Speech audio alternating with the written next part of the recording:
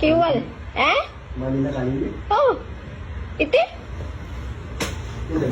ඉතින් යනවා එන්නකෝ අනේ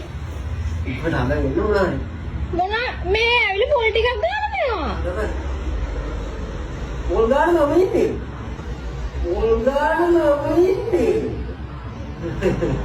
එනකෝ එන්න බෑ කන්න නෑ හැබැයි ඉක්මන ආගෙන කන්න නෑ සැපේ ඉන්නවල වරෙන්කෝ සැපේ ඉන්න A few moments later.